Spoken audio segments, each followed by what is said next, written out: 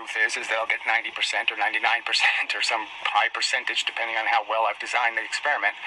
And the expectation is that obviously if I'm going to get the momentum here, I have to get the momentum here. That's the law of conservation of momentum. It can't leave with 1.4.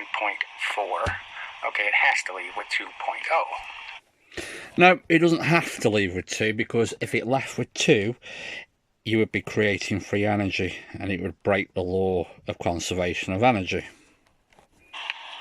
So if it doesn't, I would argue it's because you didn't do the experiment right? There's got to be a problem somewhere. And so that's... Yeah, that's your answer to everything, isn't it? When an experiment's done and it doesn't come out your way, it's obviously done wrong, not the fact that it's just following the laws of nature. What this whole argument is about. And the fact is now I'm in the position of defending conventional physics and, conventional theory. And no, you're not. You're making up your own shit. Conventional physics doesn't say that a lever conserves momentum. All right, so the DISPAR is doing these, I would just argue, silly experiments. I'm not going to bother showing them because they're just silly. And so what he's doing is... Right, it's silly and you're not going to show it. Which is quite interesting, because any experiment that proves you wrong, you don't show them, do you? That's the thing, you cherry pick. You don't actually show any experiments, because none of them actually prove you right. So, yeah, what do you show? Comparing the rotation speed of when he puts light masses, presumably, half masses, and full masses inside, So he's... No, presumably, I can't even speak. No, presumably about it. He showed the weights. He showed the weighing of the masses. This is the thing, you don't show the video, because then your viewers would see what actually goes on, wouldn't they? Where people are meticulous and measure things and weigh things and do it clinically. Saying that he's proving that the law of conservation of angular momentum is not true, because it's his assertion that this moves easy. This will spin like twice the rotational speed for the same... It wasn't an assertion on DISPAR's behalf. He showed the evidence.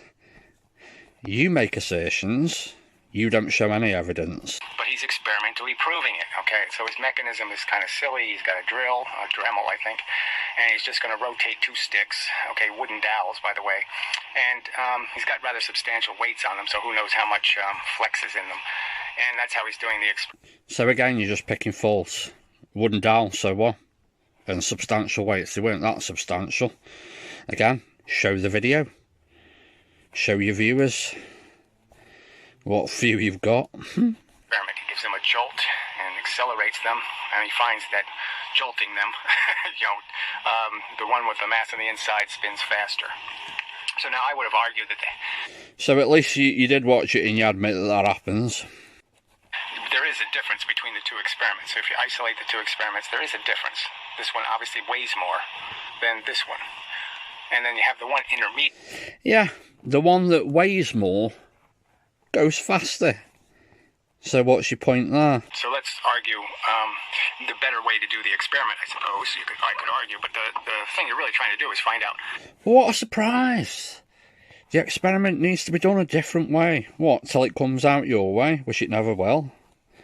Why is he getting his results? Now, the obvious thing to do, I would have done this experiment when I had a very...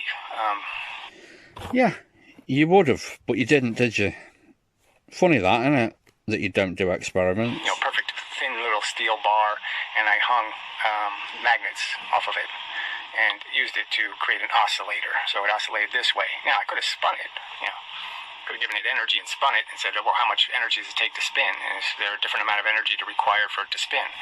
And the obvious thing I would do is if they... Perhaps you should have tried that one. Started spinning differently, well, I might figure out that maybe this is a little bit off.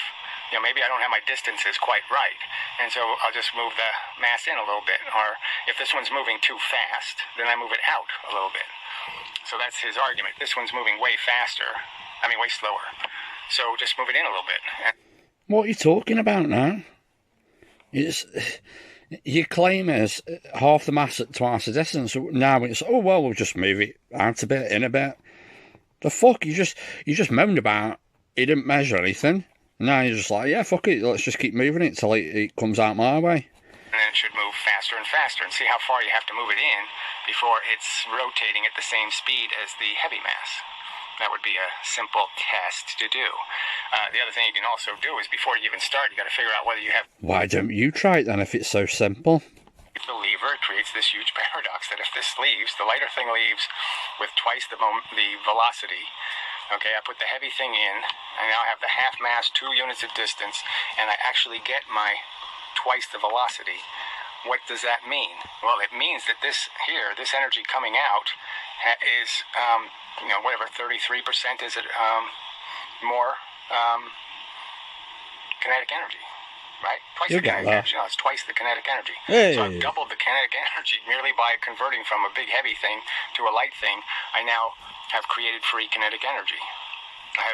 Exactly. If that was to happen, you would have created free energy, and this is what you're arguing all the time, that this will happen and therefore you'll create free energy. It doesn't happen, does it? You've been shown.